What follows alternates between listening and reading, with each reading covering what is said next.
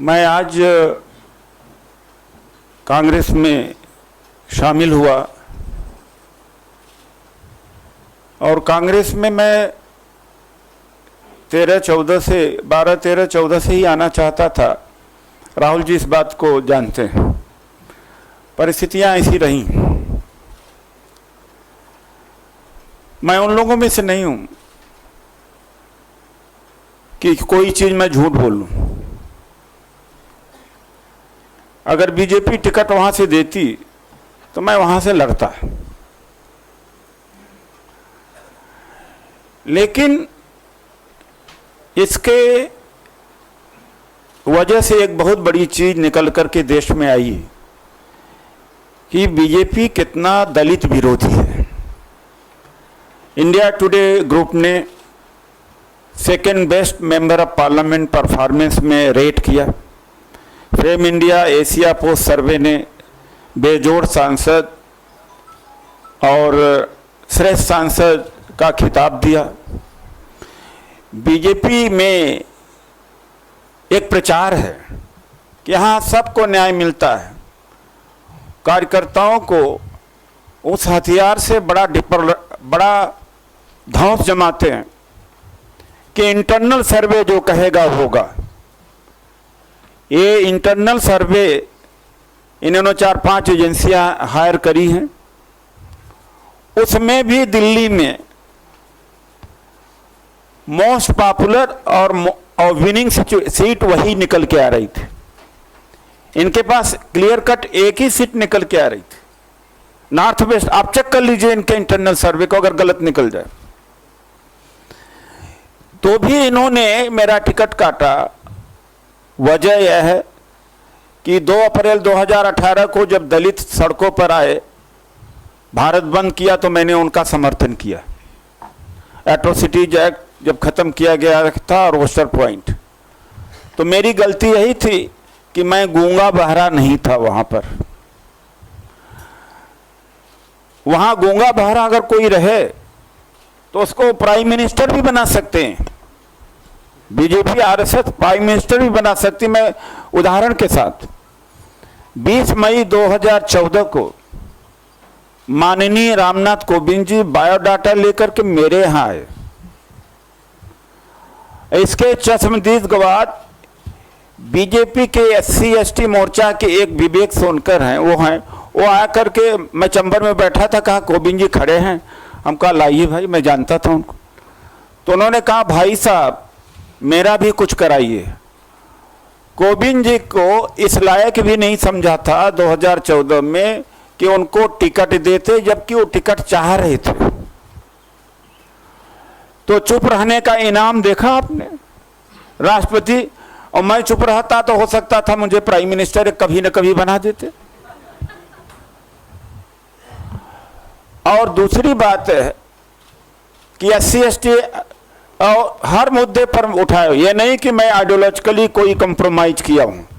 10-15 बार party के stand के खिलाफ गया हूं।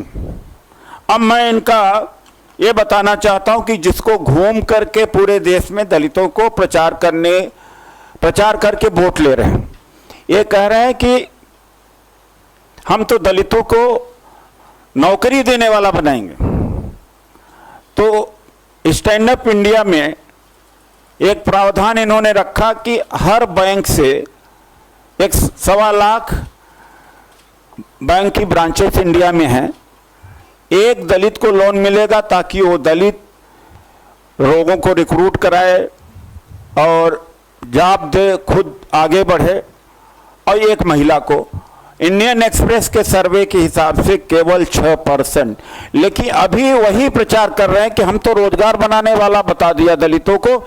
ये केवल 6%, अर्थात यह पूरा प्रोपोगंडा और धोखा है। 2000 राजीव गांधी स्कॉलरशिप जो SC/ST को मिलती थी हायर एजुकेशन का, उन्होंने ये खत्म कर दिया, जो कांग्रेस सरकार की देन थी। शेड्यूल कास्ट सब प्लान, शेड्यूल ट्राइब सब प्लान श्रीमती इंदिरा गांधी जी की देन थी। और इसको कॉन्स्टिट्यूशनल स्टेटस एक तरह से दिया गया था, प्लान का दर्जा दिया गया था। प्लान का दर्जा हटा करके जनरल बजट कर दिया, ताकि ये जो SC ST के लिए पैसा दिया जाता है ये कहीं भी खर्च किया जाए, इनका उत्थान न किया जा हो सके। इसके अलावा 490 करोड़ का एक दलित हब इन्होंने 2016 में एस्टेब्लिश किया। बड़ा प्रचार किया कि दलित हमने हब बनाया 490 करोड़ का। अभी तक केवल पब्लिसिटी पर खर्च हुआ है 72 करोड़, बाकी सारा पैसा बचा हुआ है।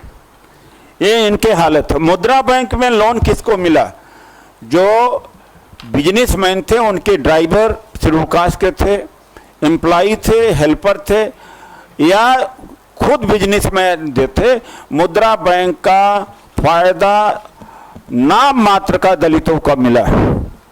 और 38 वाइस चांसलर इन्होंने अपने टेन्योर में इन्होंने अपॉइंट किए, एक भी शेड्यूल कास्ट नहीं है, 38।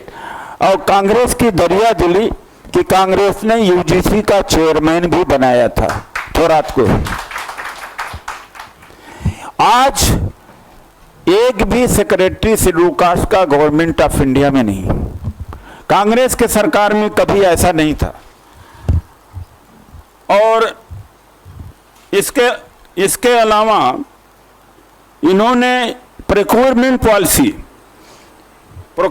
पॉलिसी की दलितों से खरीदारी होगी, पॉलिसी 2012 की है, मनमोहन सिंह जी की सरकार ने बनाया था। 0.36% ही दलित से सामान और सर्विसेज लिया गया है, खरीदा गया है, जबकि 4% होना चाहिए था।